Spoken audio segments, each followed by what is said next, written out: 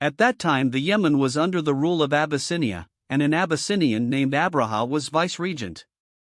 He built a magnificent cathedral in Sana'a, hoping thereby to make it supersede Mecca as the great place of pilgrimage for all Arabia. He had marble brought to it from one of the derelict palaces of the Queen of Sheba, and he set up crosses in it of gold and of silver, and pulpits of ivory and ebony, and he wrote to his master, the Negus, I have built thee a church, O king, the like of which was never built for any king before thee, and I shall not rest until I have diverted unto it the pilgrimage of the Arabs. Nor did he make any secret of his intention, and great was the anger of the tribes throughout Hijaz and Najd. Finally, a man of Kanana, a tribe akin to Quraysh, went to Sana'a for the deliberate purpose of defiling the church, which he did one night and then returned safely to his people. When Abraha heard of this, he vowed that in revenge he would raze the Kaaba to the ground, and having made his preparations he set off for Mecca with a large army, in the van of which he placed an elephant. Some of the Arab tribes north of Sana'a attempted to bar his way, but the Abyssinians put them to flight and captured their leader, Nufail of the tribe of Qatham. By way of ransom for his life, he offered to act as guide. When the army reached Taif, the men of Thaqif came out to meet them, afraid that Abraha might destroy their temple of Al-Lat in mistake for the Kaaba. They hastened to point out to him that he had not yet reached his goal, and they offered him a guide for the remainder of his march. Although he already had Nufail, he accepted their offer, but the man died on the way, about 2 miles from Mecca, at a place called Magamis, and they buried him. Afterwards the Arabs took to stoning his grave, and the people who live there still stone it to this day. Abraha halted at Magamis, and sent on a detachment of horse to the outskirts of Mecca. They took what they could on the way, and sent back their plunder to Abraha, including 200 camels which were the property of Abd al-Mughalib. Quraysh and other neighboring tribes held a council of war, and decided that it was useless to try to resist the enemy. Meanwhile Abraha sent a messenger to Mecca, bidding him to ask for the chief man there. He was to tell him they had not come to fight but only to destroy the temple, and if he wished to avoid all bloodshed he must come to the Abyssinian camp.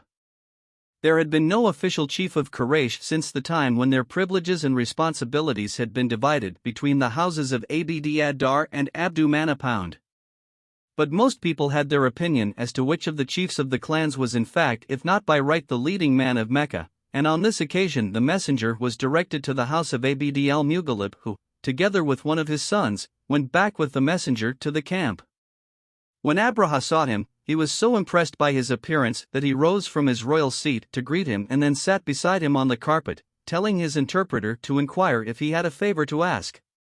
Abd al-Mughalib replied that the army had taken 200 of his camels and he asked that they should be returned to him.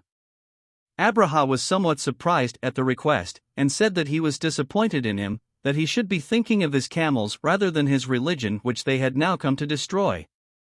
Abd al-Mughalib replied, I am the lord of the camels, and the temple likewise hath a lord who will defend it. He cannot defend it against me, said Abraha. We shall see, said Abd al-Mughalib. But give me my camels. And Abraha gave orders for the camels to be returned. Abd al-Mughalib returned to Quraysh and advised them to withdraw to the hills above the town. Then he went with some of his family and others to the sanctuary. They stood beside him, praying to God for his help against Abraha and his army, and he himself took hold of the metal ring in the middle of the Kaaba door and said, O God, thy slave protecteth his house. Protect thou thy house. Having thus prayed, he went with the others to join the rest of Quraysh in the hills at points where they could see what took place in the valley below. The next morning Abraha made ready to march into the town, intending to destroy the Kaaba and then return to Sana'a by the way they had come. The elephant, richly caparisoned, was led into the front of the army, which was already drawn up, and when the mighty animal reached his position his keeper Unais turned him the same way as the troops were turned, that is towards Mecca. But Nufail, the reluctant guide, had marched most of the way in the van of the army with Unais, and had learned from him some of the words of command which the elephant understood, and while the head of Unais was turned to watch for the signal to advance, Nufail took hold of the great ear and conveyed into it a subdued but intense imperative to kneel. Thereupon, to the surprise and dismay of Abraha and the troops, the elephant slowly and deliberately knelt himself down to the ground. Unais ordered him to rise, but Nufail's word had coincided with a command more powerful than that of any man, and the elephant would not move. They did everything they could to bring him to his feet. They even beat him about the head with iron bars and stuck iron hooks into his belly, but he remained like a rock. Then they tried the stratagem of making the whole army turn about and march a few paces in the direction of the Yemen. He at once rose to his feet, turned round, and followed them. Hopefully they turned round about again, and he also turned, but no sooner was he facing Mecca than again he knelt. This was the clearest of portents not to move one step further forward, but Abraha was blinded by his personal ambition for the sanctuary he had built and by his determination to destroy its great rival. If they had turned back then, perhaps they would all have escaped disaster. But suddenly it was too late. The western sky grew black, and a strange sound was heard. Its volume increased as a great wave of darkness swept upon them from the direction of the sea, and the air above their heads, as high as they could see, was full of birds. Survivors said that they flew with a flight like that of swifts, and each bird had 3 pebbles the size of dried peas, one in its beak and one between the claws of each foot. They swooped to and fro over the ranks, pelting as they swooped, and the pebbles were so hard and launched with such velocity that they pierced even coats of mail. Every stone found its mark and killed its man, for as soon as a body was struck its flesh began to rot, quickly in some cases, more gradually in others. Not everyone was hit, and amongst those spared were Unais and the elephant, but all were terror-stricken. A few remained in the El Ijaz and earned a livelihood by shepherding and other work. But the main part of the army returned in disorder to Sana'a. Many died by the wayside, and many others, Abraha included, died soon after their return. As to Nufail, he had slipped away from the army while all attention was concentrated on the elephant, and he made his way unscathed to the hills above Mecca. After that day Quraysh were called by the Arabs the people of God, and they were held in even greater respect than before, because God had answered their prayers and saved the Kaaba from destruction. They are still honored, but rather on account of a second event, no doubt not unconnected with the first, which took place in that same year of the elephant. Abd Allah, the son of Abd al-Mughalib, was not in Mecca at the time of the miracle of the birds. He had gone for trade to Palestine and Syria with one of the caravans, and on his way home he had lodged with his grandmother's family in Yathrib, and there he had fallen ill. The caravan went on without him to Mecca, and when it brought the news of his illness, Abd al-Muttalib sent Harith to accompany his brother home as soon as he should be well enough to travel. But when Harith arrived at the house of his Yathrib cousins, they answered his greetings with commiserations, and he knew at once that his brother was dead. There was great grief in Mecca when Harith returned. Amina's one consolation was the unborn child of her dead husband, and her solace increased as the time of her delivery drew near. She was conscious of a light within her, and one day it shone forth from her so intensely that she could see the castles of Bostra in Syria. And she heard a voice say to her, "Thou carriest in thy womb the Lord of this people, and when he is born say, I place him beneath the protection of the One, from the evil of every envier, then name him Muhammad."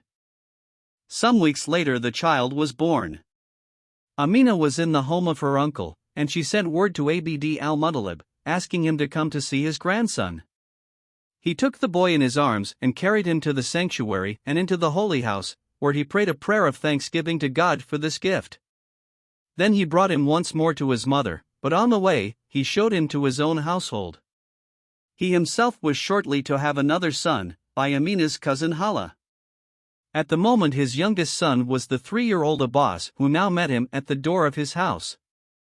"This is thy brother, kiss him," he said, holding out to him the newborn babe, and Abbas kissed him. It was the custom of all the great families of Arab towns to send their sons, soon after their birth, into the desert, to be suckled and weaned and spend part of their childhood amongst one of the Bedouin tribes. Nor had Mecca any reason for being an exception, since epidemics were not infrequent and the rate of infant mortality was high. But it was not only the desert's fresh air that they wished their sons to imbibe. That was for their bodies, but the desert had also its bounty for souls. Quraysh had only recently taken to the sedentary life. Until Qusay had told them to build themselves houses round the sanctuary, they had been more or less nomadic.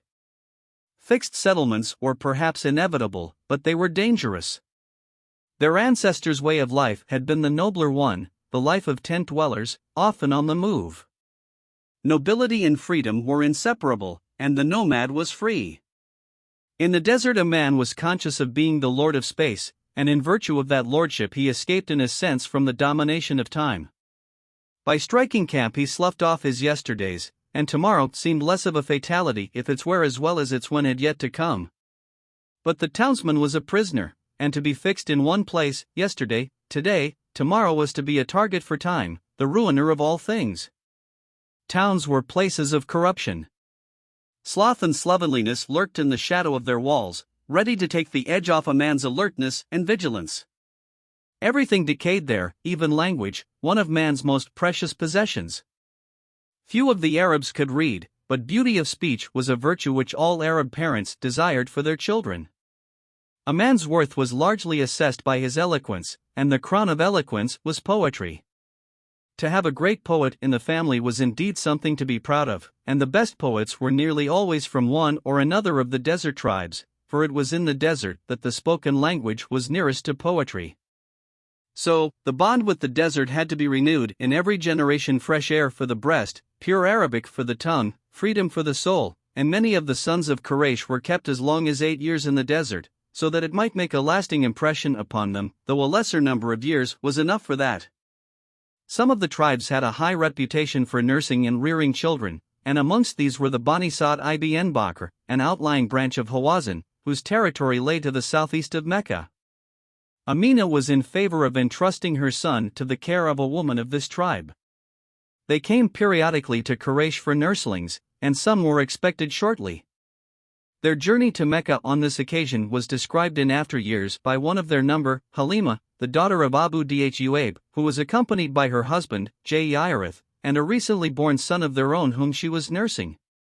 "It was a year of drought," she said, "and we had nothing left. I set forth on a grey she-ass of mine, and we had with us an old she-camel which could not yield 1 drop of milk. We were kept awake all night by our son who was wailing for hunger, for I had not enough in my breasts to feed him, and that ass of mine was so weak and so emaciated that I often kept the others waiting."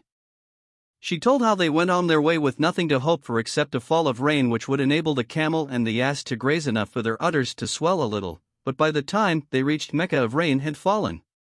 Once there they set about looking for nurslings, and Amina offered her son first to one and then to another until finally she had tried them all and they had all refused. "That," said Halima, "was because we hoped for some favor from the boy's father. An orphan, we said. What will his mother and his grandfather be able to do for us?" Not that they would have wanted direct payment for their services, since it was considered dishonorable for a woman to take a fee for suckling a child. The recompense they hoped for, though less direct and less immediate, was of a far wider scope. This interchange of benefits between townsman and nomad was in the nature of things, for each was poor where the other was rich, and rich where the other was poor. The nomad had the age-old God-given way of life to offer, the way of Abel. The sons of Cain, for it was Cain who built the first villages, had possessions and power. The advantage for the Bedouin was to make an enduring link with one of the great families. The foster mother gained a new son who would look on her as a second mother and feel a filial duty to her for the rest of his life. He would also feel himself a brother to her own children. Nor was the relationship merely a nominal one. The Arabs hold that the breast is one of the channels of heredity and that a suckling drinks qualities into his nature from the nurse who suckles him. But little or nothing could be expected from the foster child himself until he grew up, and meantime his father could normally be relied on to fulfill the duties of his son.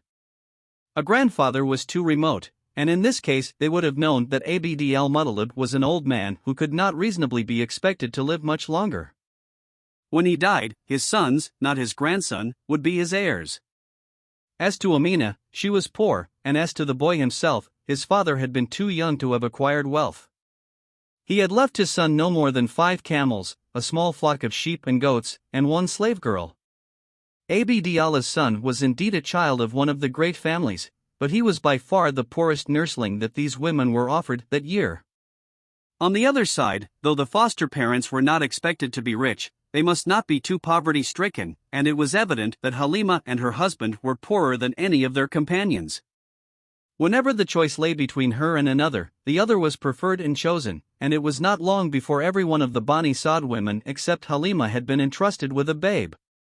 Only the poorest nurse was without a nursling, and only the poorest nursling was without a nurse. When we decided to leave Mecca, said Halima, I told my husband, I hate to return in the company of my friends without having taken a babe to suckle. El shall go to that orphan and take him. As thou wilt, he said. It may be that God will bless us in him. So, I went and took him, for no reason save that I could find none but him. I carried him back to where our mounts were stationed, and no sooner had I put him in my bosom than my breasts overflowed with milk for him. He drank his fill, and with him his foster brother drank likewise his fill. Then they both slept, and my husband went to that old she-camel of ours, and lo! Her udders were full. He milked her and drank of her milk, and I drank with him until we could drink no more, and our hunger was satisfied. We spent the best of nights, and in the morning my husband said to me, By God, Halima, it is a blessed creature that thou hast taken. That is indeed my hope, I said. Then we set out, and I rode my ass and carried him with me on her back.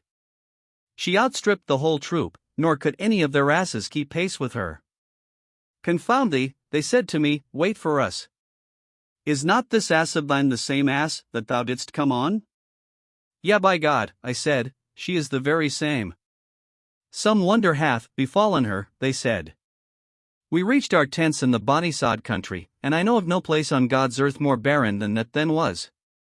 But after we brought him to live with us, my flock would come home to me replete at every eventide and full of milk. We milked them and drank, when others had no drop of milk, and our neighbors would say to their shepherds, Out upon you, go graze your flocks where he grazeth his, meaning my shepherd. Yet still their flocks came hungry home, yielding no milk, while mine came well fed, with milk in plenty, and we ceased not to enjoy this increase and this bounty from God until the babe's 2 years had passed, and I weaned him. He was growing well, she continued, and none of the other boys could match him for growth. By the time he was 2 years old he was a well-made child, and we took him again to his mother, although we were eager that he should stay with us for the blessings he brought us. So, I said to her, Leave my little son with me until he grows stronger, for I fear lest he be stricken with the plague of Mecca. And we importuned her until she gave him once more into our keeping, and we brought him again to our home. One day, several months after our return, when he and his brother were with some lambs of ours behind our tents, his brother came running to us and said, That Qurayshite brother of mine. 2 men clothed in white have taken him and have laid him down and opened his breast, and they are stirring it with their hands. So, I and his father went to him, and we found him standing, but his face was very pale. We drew him to us and said, What aileth thee, my son? He said, 2 men clothed in white came to me and laid me down and opened my breast and searched it for I know not what. Halima and Harith her husband looked this way and that, but there was no sign of the men, nor was there any blood or any wound to bear out what the 2 boys had said. No amount of questioning would make them take back their words or modify them in any respect. Yet there was not even the trace of a scar on the breast of their foster child, nor any blemish on his perfect little body. The only unusual feature was in the middle of his back between his shoulders, a small but distinct oval mark where the flesh was slightly raised, as it were from the impress of a cupping glass, but that had been there at his birth. In after years he was able to describe the event more fully. There came unto me 2 men, clothed in white, with a gold basin full of snow. Then they laid hold upon me, and splitting open my breast they brought forth my heart. This likewise they split open and took from it a black clot which they cast away. Then they washed my heart and my breast with the snow. One he also said, Satan toucheth every son of Adam the day his mother beareth him, save only Mary and her son.